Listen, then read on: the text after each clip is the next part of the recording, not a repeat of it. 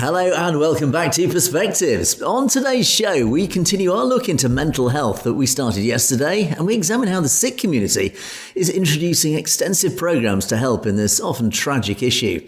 And if you want to know why Sikh people have integrated so comfortably into Western societies, then stay with us as we navigate the minefield that is the immigration debate, what it is to be British and why Sikhs actually are on top. And I discover why ordinary non-Sikhs like myself and James find we have more in common than we realise with Sikhs as we discover a common enemy that has united us all together. Intriguing stuff, so do stay tuned for that. All this and more on today's show, but joining me as always is our very own correspondent in Canada, James Cousineau. Good morning, James. Good morning, Angus, and good morning to our viewers out there. Thanks for tuning in, and don't forget to stick around at the end of the show when we will have your comments as well. Also, just a reminder that on our Substack channel, we will have today's handouts, the visuals that we'll be using for the mental health story, available in English, Punjabi, and Hindi, so that you can share those with anybody you know that may be in crisis, or just to raise awareness of the mental health concerns. Once again, I'm sending it back to you, Angus, and we'll look forward to the rest of the show. Indeed. And James and I together will be bringing you our perspectives on the daily news affecting the Sikh community across the world. And indeed, at the end of the show, we'll take a look at a few of your great comments which have been pouring in. So thank you, as always, for those. Right, James, lots to get through this morning. What are you going to start us off with this morning? Absolutely. And for last night and tonight, we've actually taken a pause from bringing you stories from around the globe and instead have been focusing on the issues of mental health. And we know that the big issue with Gurpreet Singh in Los Angeles with the footage that we covered last night is a major issue within the diaspora, both within the Los Angeles area, but also around the world in the different communities. And that, of course, leads us to talk about mental health and how that plays a role in these incidents of where there are tragic outcomes. Now, of course, we also understand that in different diasporas, whether it is within the Sikh community, the Hindi community, the Chinese or Japanese, doesn't matter. When you move to a new country and you are trying to fit in and assimilate with the culture, it can be very difficult, especially if there are language barriers. Now, there is footage of the LAPD shooting of Mr. Singh that, again, we covered last night, but it shows clearly that he was in mental health distress. Now, he had also spent time at a Gurdwara prior to the shooting where he did demonstrate some of the warning signs and indicators that he was not okay. Now, of course, this is easy to look back at and say, easy enough. We can, hindsight's always 20/20. But the idea is that we need more people armed with the knowledge to identify and to intervene when there are signs and symptoms of mental health. Now, of course, we can, again, look back and say there are different steps that could have been taken that maybe would have prevented this. But at the end of the day, the point is that a life was lost, and that is a tragedy, no matter where the individual is from. However, the Sikh community has taken steps to really look at how it is looked within their own area of Sikhi and also within the diaspora when it comes to mental health and the negative stereotypes that accompany that. They are trying to educate people to teach them that it's okay to reach out for help, that it's actually part of various teachings of various gurus that have also brought to light that it is holistic in terms of not just looking after your physical health and the health of others, but also your own individual mental health. When your mental health is suffering, then your relationships with others are suffering, and your ability to help those around you, whether it's your children, your spouse, your parents, your siblings, whatever the case may be, your ability to stand and to help them is diminished. And that, of course, means that if you take the break to get yourself healthy mentally, then that can rub off on your relationships and also really play a role in being a leader for others who see that you've spoken out and that you've got the help that you maybe needed. Now, issues of mental health for generations is what they call shram, or there's a shrouded in stigma. And it's not viewed as a mental condition, but a failing or a source of family dishonor. And that, again, is really an old school thought that still carries through in the lessons of today. That's where other programs, as I said, we're really looking to change the way that we look at mental health, especially within certain communities. Now, there's an organization called Sept Mental Health, and this one particularly is in Canada, but we'll look at one in the U.S. as well, and other organizations where the Sikh community is coming out and developing specific programs geared towards various ethnic and religious groups. Now, Soch Mental Health is looking at both the Punjabi, the Hindi, the Urdu, and other communities. And Soch in all of those languages means thought. And that really is about thinking about mental health, thinking about the stressors, thinking about how to reach out and get assistance. And their innovative programs are tailored to the specific needs of the different diasporas. And an example of this is the Pardesi Project, which uses a series of short films in English and Punjabi to address the unique mental health challenges faced by international students, for example. When students are traveling, they are facing isolation, they are facing culture shock, they are facing so many challenges, and that resonates out into the wider community for people who have relocated and migrated to Canada, to the US, to the UK. And these videos are available to anybody around the world to watch, and they are on the Soch Mental Health website. So I encourage you to use those videos and take a look at them. Even if you are not suffering from any mental health conditions or any concerns, you could learn about educating others. It could be about identifying warning signs and indicators such as depression, withdrawal from family, withdrawal from peer groups, missing work, illness such as headaches or nausea, which can be manifested by mental health issues as well. So again, it's about recognizing all of these needs for culturally relevant grieving processes. And Soch developed the ACAL, South Asian Grief Support Program, as well, to help people to get through all types of different mental health triggers that can be really influential in how it works. And when I say how it works, I'm talking about treatment and moving forward in life in a more positive way. Now, the United Sikhs and UMED has a helpline in the U.S., and it's called a Lifeline of Hope. And again, UMED means hope, and the helpline is available 24 hours a day, 7 days a week. It's a confidential service by the International Human Rights Organization and humanitarian group United Sikhs. Now, the stories of those who have called the helpline, they have shared on their website to give others inspiration, to show that they are not alone, to demonstrate that it's okay to reach out for help, to show that it's not a sign of weakness when you speak out about mental health issues, but instead a sign of strength, that you are taking and empowering yourself to get better and to heal. And another program is the Sikh American Legal Defense and Education Fund that also offers different programs, and that's the nation's oldest Sikh civil rights organization. So again, there are different programs that are not only out there, but they are continually evolving and growing and implementing new programs such as peer-to-peer and non-emergency volunteer services where people can get involved and help each other. So once again, I encourage you that if you are suffering from mental health issues, or if you have others that you are aware of, that you can reach out for help, that there are programs available that are specific to the different diasporas as well. So you can find the programs that actually incorporate Sikhi into the healing and the holistic all-around process of healing and getting help. So once again, I encourage you to reach out and to read these articles in full. And again, they will be available in Hindi, Punjabi, and English, and they'll be available on the Savage TV Substack right after the show if you want to check them out. Angus, back to you. Yes, indeed. It really is a story of our time, isn't it? Mental health. I mean, I was thinking back to the old days. I mean, when we were young, James, it was never really discussed. People just manned up and got on with things, and how times have changed, and really for the better, because of course people do suffer from terrible mental health in society.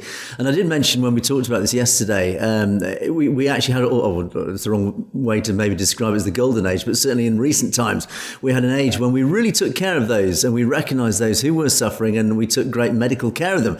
Unfortunately, with government cutbacks and etc., certainly here in Europe, we've noticed that a lot of people who are suffering are now just not finding the medical attention and the assistance that they have received in the last sort of 10 or 20 years, and they're being turfed back out on the streets, and lo and behold, we have tragic stories like we covered yesterday. So it's a game of, I suppose, of two halves, really, to use an awful metaphor, is that it used to be very good, the mental health care. Now it seems to be deteriorating, and we are seeing the sad results of that. In fact, almost on a daily basis now, we sort of see in the news terrible attacks. And we had one, where was it? There was a Ukrainian girl, in the US it was, yes. A poor Ukrainian girl was butchered on public transport by a guy with a machete, clearly suffering a mental health episode. Yet again, it's just the whole story recounted over and over again, and we're seeing it almost daily in the news, which is tragic in itself. But yeah, I mean, for those who suffer, it's so tough because particularly in the Sikh community and also many immigrant communities into the West, is the challenges that they have faced to come from quite often very traumatic circumstances anyway. Many people, not just from the Sikh community, but from other communities, have literally fled war zones. They have suffered terrible trauma. So they're fleeing to our sort of society that we actually take for granted as being a nice, peaceful, easy society to sort of get by on day to day. But of course, they're bringing with them this awful trauma. They do need that sort of help to readjust to sort of almost normality. So again, it's so imperative that there are the resources there. And if the state aren't providing them, then once again, it's down to the communities to step up, as they always do. And of course, who is at the front of that? It's the Sikh community once again stepping up to the plate to provide essentially the gaps that the state are no longer providing. They are stepping up and providing these sorts of resources that are so important to help those who are in need, Jen. So I think it's fantastic to see this once again. As I say, it's the Sikh community who step forward. Absolutely. And for our viewers out there, in my history, I've worked with, as a first responder, I've seen a lot of death. I've seen a lot of carnage. I've covered war zones, refugee crisis, and all of that. And I have bouts where I suffer from depression as a result of it. I actually take one of these little pills every day to help balance the mood. So there's nothing shameful or wrong with saying that, hey, there is something that's not quite right here. I need to fix that. And I didn't realize till I started getting treatment for it how bad and how much it actually affected my life prior to getting help. So again, there's nothing shameful or embarrassing to talk about or to carry with that. It's okay to reach out if you are suffering from whether it's PTSD, anxiety, or anything else, Angus. Indeed, yeah, it's good to have that conversation, and people should not be ashamed to have that conversation. You can't get help unless you actually admit that there is a problem in the first place, often the case. So, James, let's move forward now as time marches on. I want to talk about my first story, and it actually follows a similar theme. You mentioned in the beginning, you talked about immigrant communities integrating and having the challenges that they face to do that.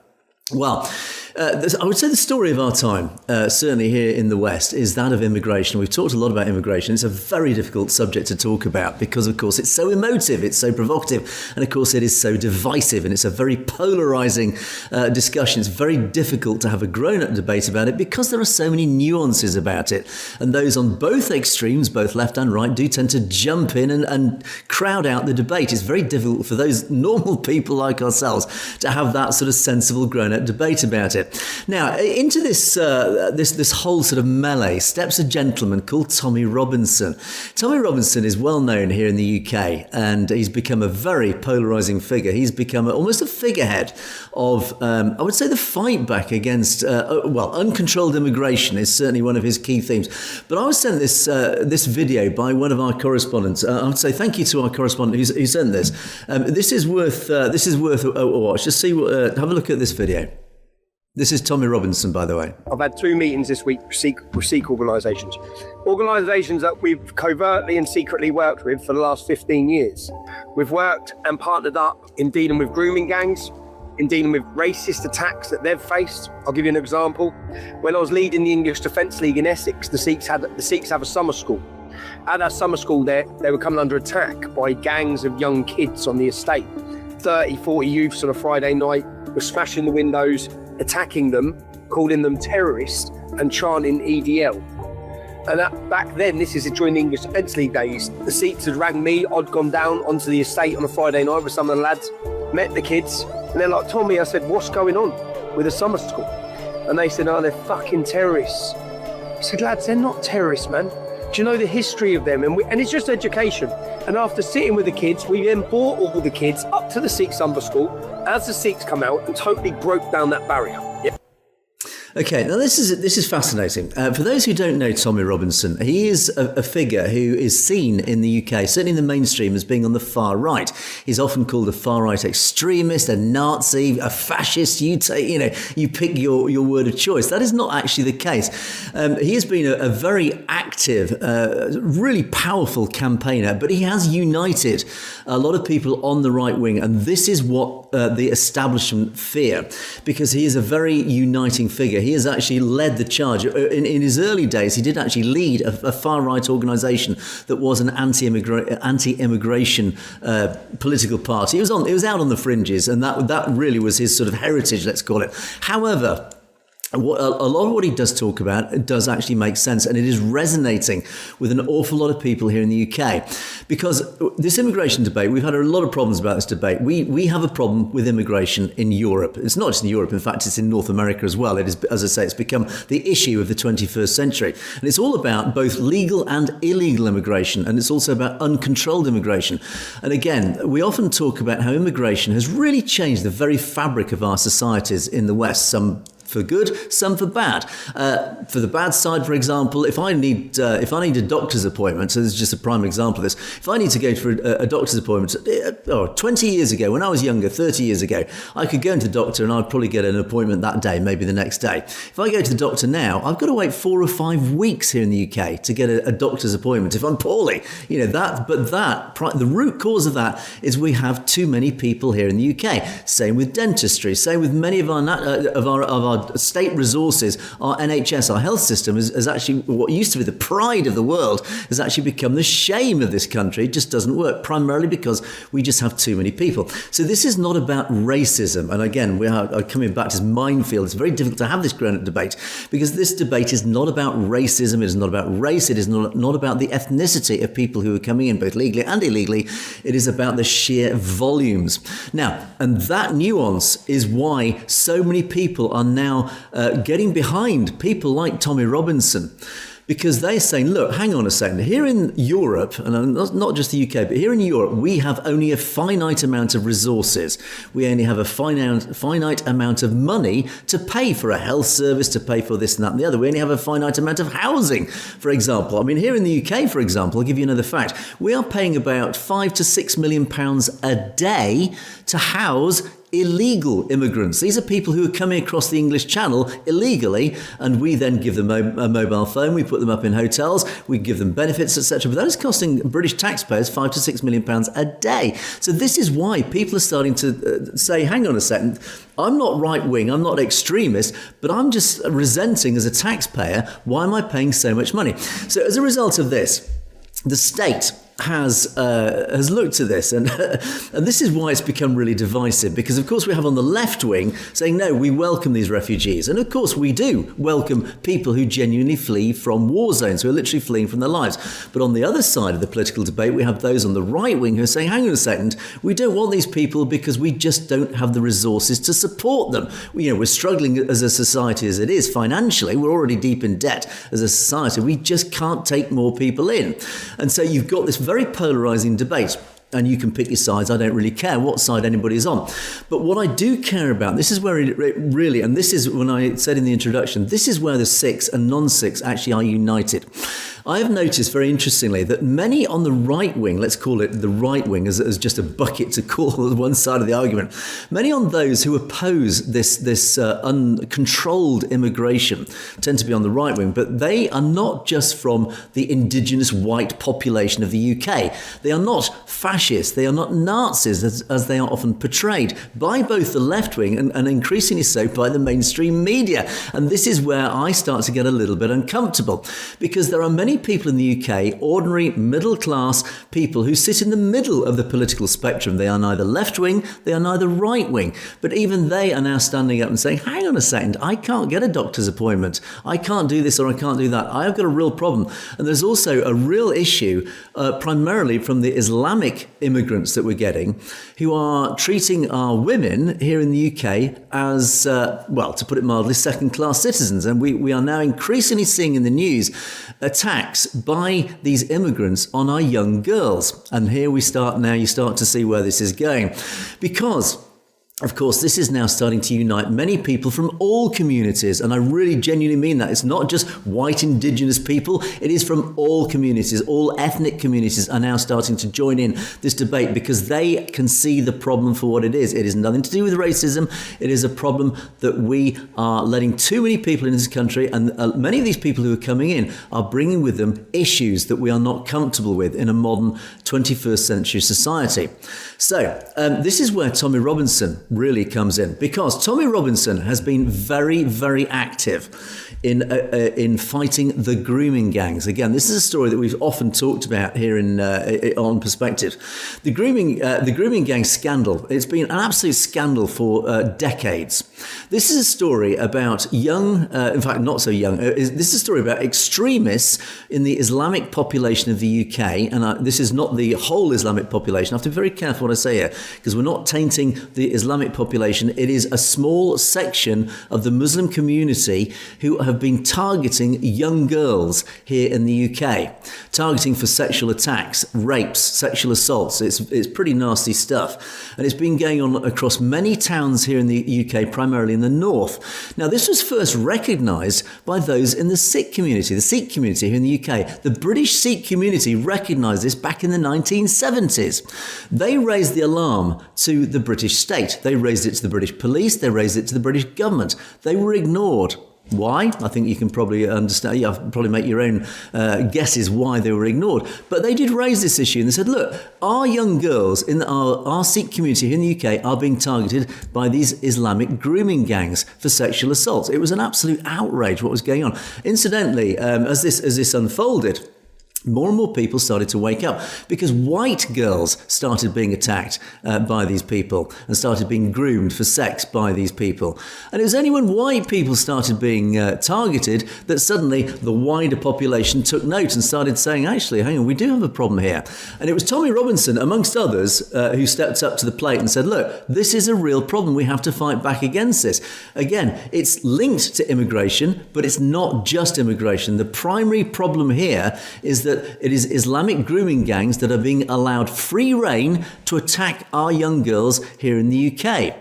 Now, in the context of all this, and I would just add, just for more context, that the Director of Public Prosecutions, when this was brought into the public domain some time ago, the Director of Public Prosecutions, the person in charge legally to press charges against those guilty, was our very own Prime Minister, Keir Starmer. Yes, he's a lawyer by background, a barrister. He was actually our Director of Public Prosecutions. It was his responsibility to prosecute these Islamic grooming gangs. But he didn't. Why not? There's another question. I'll leave that for our audience to make up your own minds. Anyway, so Tommy Robinson and many others did raise this issue, and they have raised it constantly. Now, this is where the Sikh community, of course, come in alliance. And this is why Tommy Robinson actually does sit in alignment, as with many others who sit in alignment with this whole argument. Because, of course, the grooming gangs has been an issue that the Sikh community have been fighting for a very long time. And I'm just going to just show you, of course, the Sikh Youth UK is another prime example of this. If you see here, the Sikh Press Association, of course, highlighted this, but it's the Sikh Youth UK organisation, Deepa Singh, who founded this. He has been fighting very hard for a long time against this very issue. He, in fact, recently has been going around, particularly northern towns, but around the country, highlighting to the Sikh community, saying, look, you need to be aware of what's going on. These are the signs to watch out for. Talk to your daughters and explain to them the issue, and explain to them, look, if you ever feel that you are being groomed, you must highlight it, you must bring it to our attention so we can report it to the authorities. So, of course, the Sikh community, once again, have stepped into this vacuum of the state, where the state has not been taking action. Why hasn't the state been taking action? Because they're afraid of being called racist. Again, this is where the nuances of the argument become the issue. So, of course, it's the Sikh community that have stepped up to this.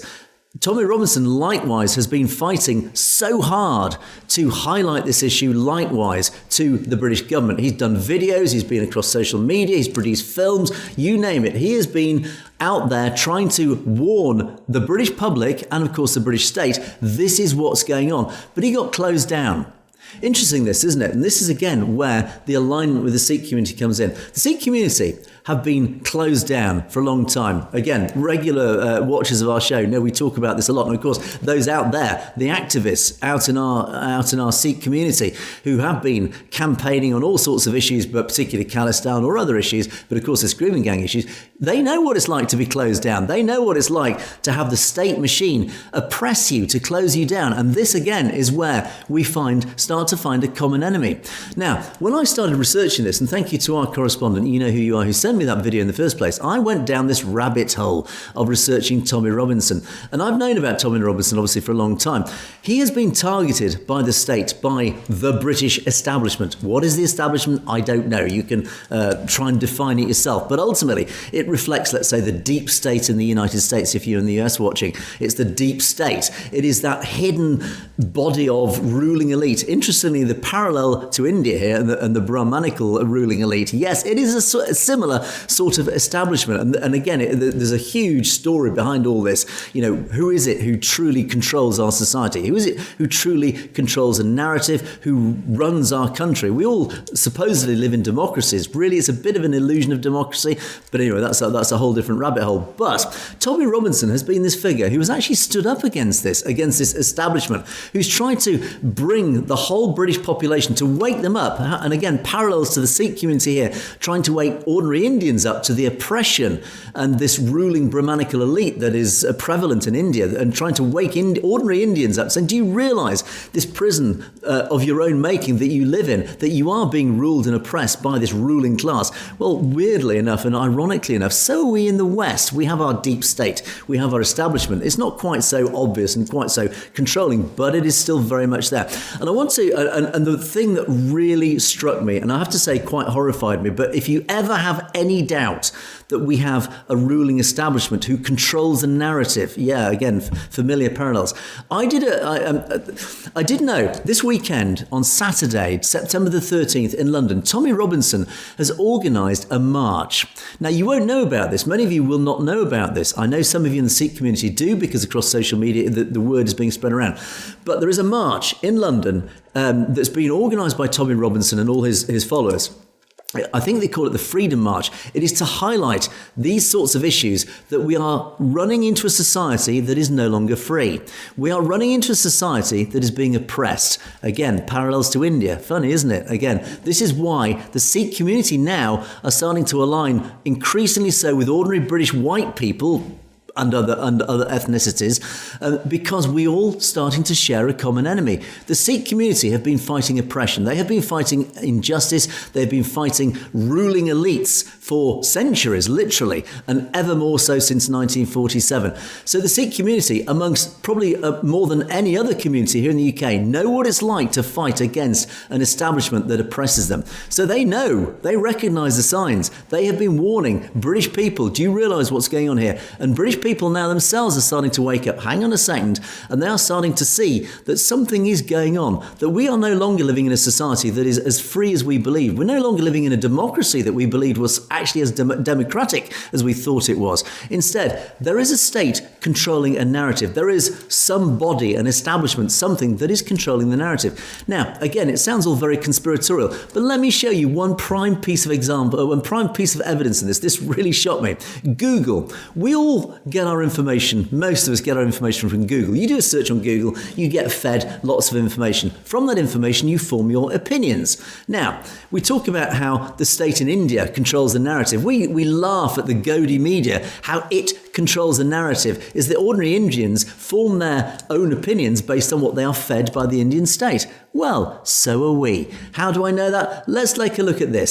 I went into Google yesterday when I was looking at Tommy Robinson, because I wanted to know a bit more about Tommy Robinson. I knew there was a march happening on Saturday. I'd heard about this just through, not the mainstream, you'll never hear about it on the mainstream, but certainly on social media, people are talking about it. So I thought, what is this march? Anyway, I put into Google, Tommy Robinson London March. Now, what does Google set up? It sets up every single result is a left-wing result, march against Tommy Robinson. Tommy Robinson protests, roads and areas to avoid, and then there's how to avoid it. We're coming to stop Tommy Robinson and the fascists from the socialist worker, far left wing. Stop the far right, join the counter demonstration, march against fascism, etc. And there are pages and pages and pages, not of any information about the march, but how to join the counter march. So Google is not letting you know any information about what the march is itself, what it's about, or even how to join it, should you support it. It is in fact encouraging every single result for pages is only about how to join the march against it. And look at the language being used. Fascism, fascism, fascism. It's all about Nazis, fascism, far right. Again, it's following this narrative that's been fed by the mainstream that anybody who is against this argument is by default a Nazi or a fascist or is an extremist. This is the narrative. How familiar to our Sikh community? Yes, you in our Sikh community know what this is like to be painted as a terrorist or an extremist. Yeah, ordinary white British people are now starting to suffer that same sort of labelling. How interesting. And yet, to prove that this is biased and it is a narrative being fed by an establishment, who controls Google, we don't know. But again, something is feeding Google that policy. Who is making that decision to say that Google should feed you all these far-left anti-Tommy Robinson narratives? Not one single pro, but every single Google result is against Tommy Robinson. Who made that decision? I don't know. You don't know. But somebody is. That's the question you need to ask. Who is feeding that? Who is making that decision that is manipulating your mind and making up your policies, your own decisions? So I went into an alternative one, DuckDuckGo, and I went through a Tor browser. This is one of those weird sort of dark net things. I don't know much about it, but ultimately this gives you a bit more of a balance. This is a non-Google result. Contrast the results on here.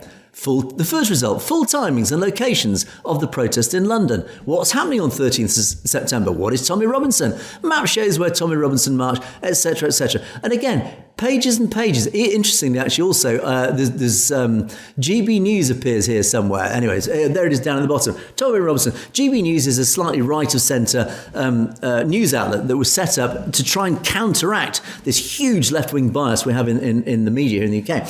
But interestingly, so you see what a more balanced, genuine set of results that is. That is something not controlled by big tech of Silicon Valley. So that's just to highlight the issue. So make of that as you will, but that terrifies me. It should terrify you and our audience, because notwithstanding anything to do with the immigration debate, I don't care what your personal views about the immigration debate are. We can all have a grown-up debate about it. We can all, as grown-ups, understand the nuances of that debate, and we can have a sensible, amicable debate about it, whichever side of the debate you're on. That's not a problem. What I really have a problem with, and this is where we, all of us, are united, the Sikh community, those outside the Sikh community, we are concerned, and this is actually ironically where Tommy Robinson is concerned.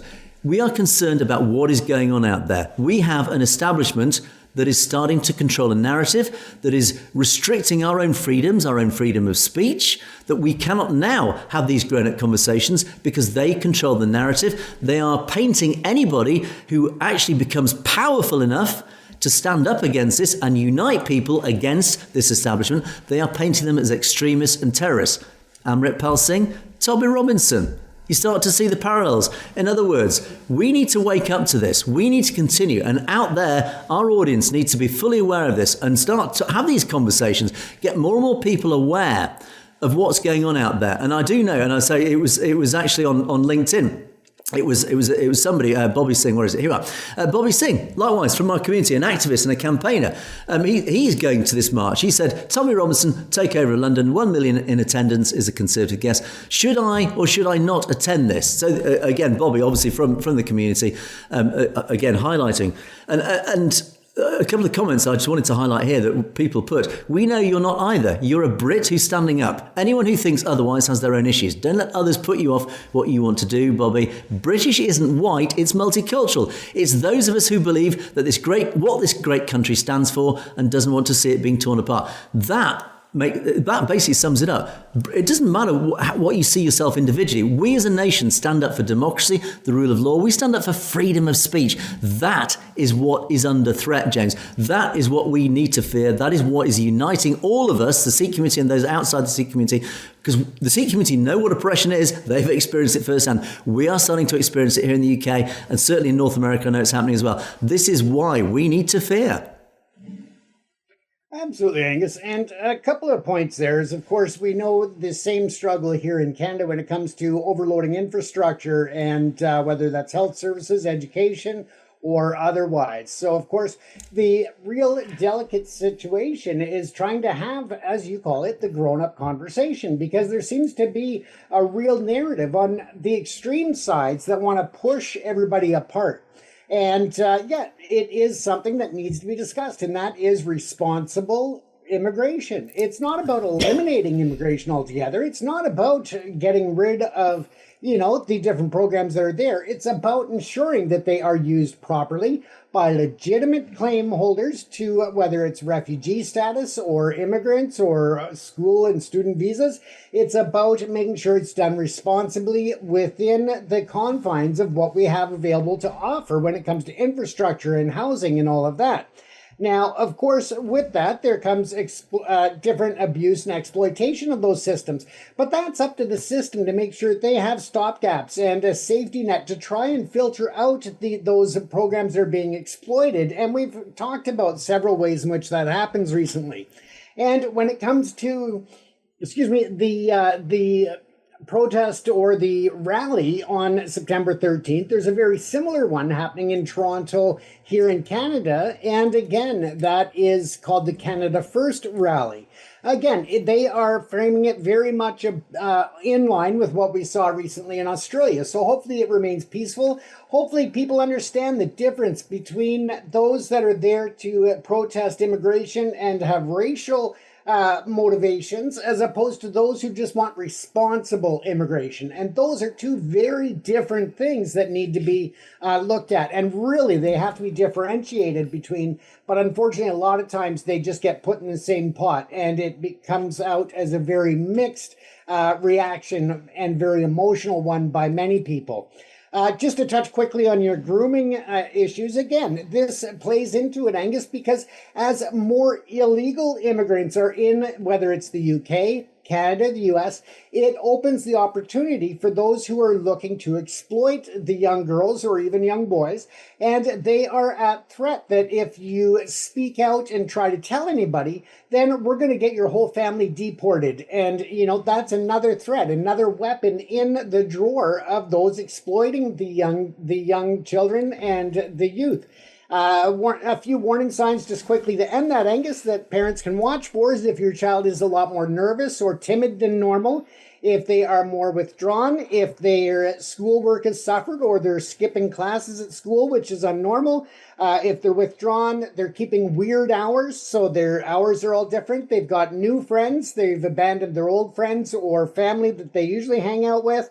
If they are being very secretive and have more money that they can't explain or physical monetary valued items, whether that's designer handbags or whatever. And again, new friends that you don't know and that your child is shielding you from meeting. So again, just a few of the warning signs to watch out for if your child or youth is at risk or showing some of those signs. But again, they are teenagers, so it's always a battle. Indeed it is. Thank you for that, James. Yes, there is very clearly an agenda at play, and it is very concerning because those who stand up against that agenda do find themselves really the target of the British state, and certainly, well, not just the British state, it is the state, the global state, whatever you want to call it. So anyway, interested in our audience, do let us know your thoughts on that, because it's a very evocative and a very provocative subject. So do let us know your thoughts on that debate. And indeed, if you are actually attending that rally in London on the 13th, this Saturday. So, right, James, time marches on. Let's move on to our comments section. Loads of comments. Thank you to our wonderful audience for your comments.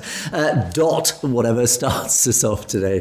The revered Gurdwara in Jalalabad swiftly dispatched essential relief items. This is for the Afghan earthquake. As always, yes, you talk about how the Sikh community locally in northwest India stepped up to the plate, as they always do, to provide aid. They sent all sorts of aid up to Cousineau province, and this humanitarian effort not only provided much needed physical aid, but also embodied a profound message of empathy, resilience, and intercommunal solidarity during one of its darkest hours. I mean, again, James, it just highlights once again, whenever there's a natural disaster, who's always there at the forefront? Absolutely. And if you've seen it in person in, refugee camps and that, I just can't tell you how mind-blowing it is, the way that they work 24 hours a day, just nonstop to look after the people in need.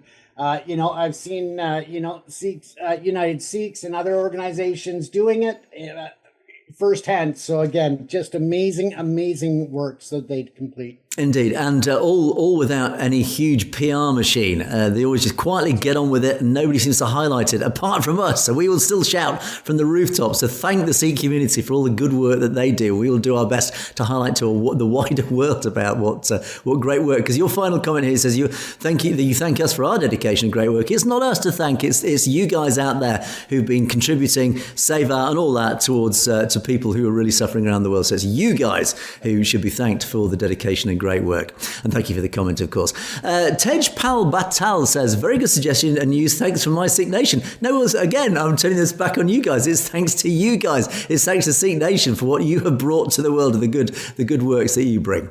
So, Jez, let's move on to, I had to dip into our shorts section. I don't go in there as often as I should, because usually some great comments in here. Just I wanted to pick up a few on some of our shorts. Of course, Sam Singh just highlights what it is that the Sikh community stands up for. You can't keep others slaves for long. Freedom is God-given right of every individual. I think that was what we've just been talking about. Absolutely. Couldn't have said it better ourselves, Angus. Oh, hold on. Maybe we have, but not better, just the same. Indeed, it's a common theme. And KJB Singh says, since independence, India has always tried to oppress minorities, particularly Sikhs. However, it is not far when India will disintegrate and the Republic of Khalistan will be created. Yeah, well, that is what we expect. That is when we talked about Gunter Fehlinger, that Austrian politician. We had that story yesterday. He's renewed his calls for the breakup of India. And James, I think we still think it is inevitable. Absolutely. And I think that it will be a huge power for all the different countries in the region, sovereign nations, and maybe an India, union of some sort. But I think that it could do nothing but stabilize the region and bring huge success to everybody. Indeed. And of course, what India and the BJP, or let's say the RSS really, what the RSS need to realise is this final comment, never lose hope. Sikhs are brave people. They will keep fighting until they are free and they free their land of Khalistan. In other words, this is a battle that will never go away. And the RSS need to wake up. You are never going to win this battle. It doesn't matter what resources you throw at this. Even the might of India now still cannot suppress the Khalistan movement. And not only not suppress it, it is actually growing, James. The point is, it doesn't matter what they throw at it. Sikhs do keep fighting. They never give up. As centuries of history have proved, you cannot beat them. And look at us, Angus. We're a prime example of how the word is getting out to mainstream, the mainstream Western world, and how we stand in support of the right of everyone to decide their own destiny. Indeed, and I just said, as I said, you can't beat them. Well, technically, the British Empire beat them in 1849. No, we didn't. Yeah. Look what's happening now. It's taken a long time, but they've been fighting ever since. And look where we are. We're on the verge, hopefully, of Khalistan. So, yeah, absolutely. A message to the RSS there. And final set. Here we go. Khalistan's Zindabad. And I like these two comments because they say Satluj TV's Zindabad. Even we get a mention, James. Nice. Gotta love it. Thank you for that. And of course, the flooding debate never far away from the show. Bobby Singh says the BBMB, the management board of the dams, is their mismanagement that's responsible for this flooding in both East and West Punjab. They did not release the water early enough to make space for the monsoon rainwater. They do it every year in collaboration with the RSS to ruin Punjab. Punjabi should manage Punjab dams, not the BBMB. Well, it's Khalistan, James. Here we are again. As I keep saying, the story writes itself. There is only one solution to this. Absolutely. And, they say the definition of insanity is doing the same thing over and over, but expecting different results. And let's face it, that's what they've been doing every year, just holding back the water until it's too late to do it responsibly and have a managed release and instead flood everything downstream. Indeed, and Jasvinder Singh sort of follows up the same theme. India is using dam water as an act of terrorism. Absolutely.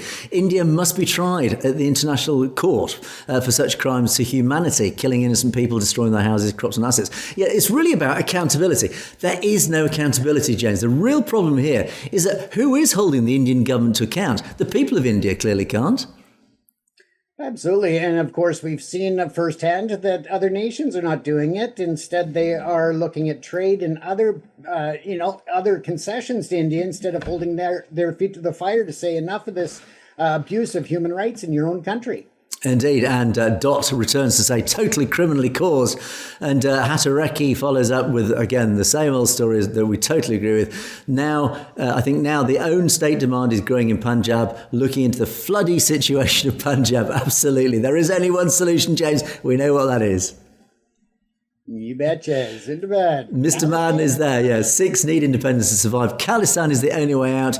And Ranag, something or other, New Zealand maybe. Ranag in New Zealand, perhaps. Signs of Khalistan is now shining. The star of Khalistan is now shining, James. And you know what? It's morning where you are. It's nighttime here. And if I look out, I'm sure I can see it shining brightly in the sky. Indeed, absolutely. And on that note, I'm going to bring Perspectives to close because the clock has indeed counted down and I'm pressing buttons madly, still trying to understand how to work the new studio.